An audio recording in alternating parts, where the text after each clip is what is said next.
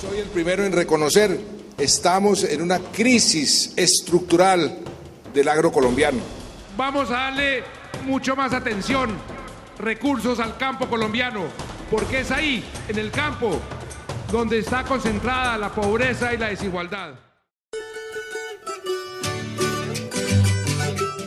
¿Puede ser modificado genéticamente el saber ancestral?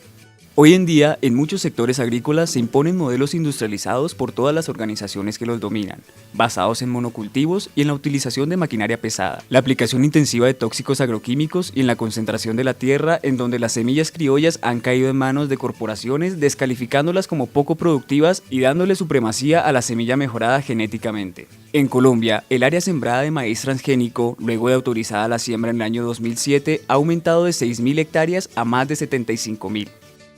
Llegan los duros y se llevan todo, o sea, al campo muy poco.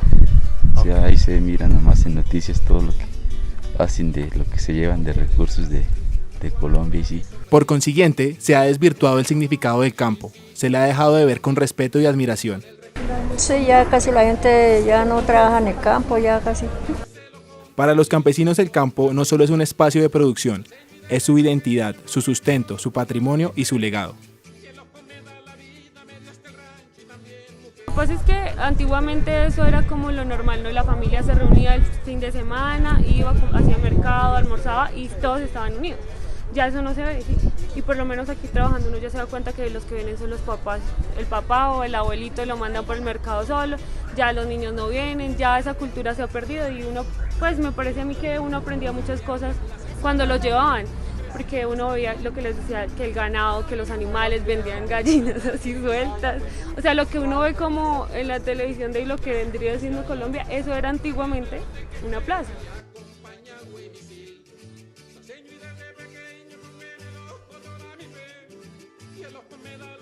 En este sentido, según el sociólogo venezolano Melvis González, los saberes ancestrales se pueden definir como un conjunto o acumulación de conocimientos prácticos y creencias obtenidos y desarrollados a través de la observación y experimentación de las poblaciones o sociedades autóctonas con los elementos y condiciones específicos de su hábitat o entorno, para garantizar la supervivencia y satisfacer las necesidades de su comunidad. Es necesario reconocer que el gremio campesino necesita que se le respeten sus prácticas culturales y se reconozcan sus saberes ancestrales por encima de conocimientos científicos y leyes establecidas por el marco judicial colombiano que se apropian en este momento de la agricultura. Por otro lado, y de acuerdo con el comunicador colombiano Fernando Rivera, las prácticas culturales se identifican como aquellos hábitos que se adquieren en el comercio con el mundo y con la sociedad. Estos hábitos van aumentando a medida que nos llenamos de experiencias. Estas a la vez se forman a través de la convivencia y el entendimiento de las necesidades del otro. Algunas de estas prácticas son la comida, actividades socioculturales como el tejo y los medios de transporte.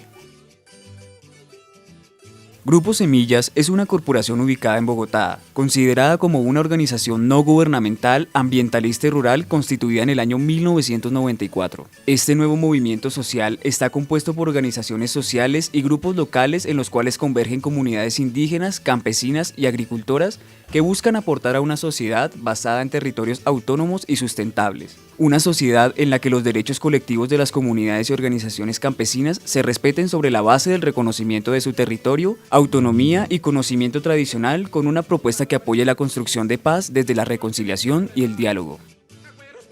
A través de sus narrativas busca fortalecer las comunidades indígenas, afros y campesinas, promoviendo acciones de incidencia y la movilización de comunidades y otros sectores sociales frente a normas ambientales, políticas y rurales que los afecten. Lewis sostiene que la comunicación alternativa es aquella que propone lo alterno a los medios tradicionales, es decir, a los más utilizados. En esta práctica alternativa hay un intento implícito de suplantar a los medios tradicionales, buscando oponerse a los sistemas de los medios de comunicación de masas y a sus implicaciones sociales. Según esto, Grupo Semillas utiliza la comunicación alternativa para darle voz a los grupos locales marginados, por las formas históricas de opresión manejadas por las grandes multinacionales como DuPont y Monsanto, quienes les quitan su legado, conocimiento, saberes y cultura, declarándolo como propiedad privada de quienes lo hurtaron. Como medios alternativos con mayor uso por el colectivo se encuentran las redes sociales como Twitter, Facebook y YouTube. Las escuelas, campañas, cartillas informativas y la revista Semillas, que en inicio era de reproducción física y ahora por cuestiones monetarias su difusión es digital. Todo esto utilizado como crítica y reflexión social para la construcción de la realidad agrícola actual como resistencia hacia los modelos sistemáticos tradicionales. Para concluir, desde el marco de la comunicación, las narrativas populares tales como el culto que tienen hacia la tierra, su manera de venerar los alimentos y cultivos, asimismo alimentarse de sus propias cosechas, son muestra de resistencia por parte de ellos. Una manera de vida alternativa que a muchos puede no interesarles, pero que merece no ser excluida y ser visibilizada en el sistema tradicional.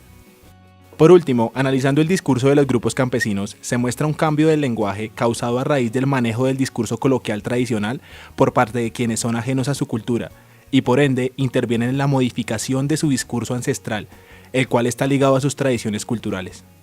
El lenguaje, como facultad natural del hombre de construir un sistema de signos, se puede afirmar que al perder el lenguaje de signos, tal como ha venido pasando con los grupos locales marginados, se deteriora su propia lengua, dejando sus requerimientos en el olvido e invisibilizando sus territorios, recreando una memoria histórica.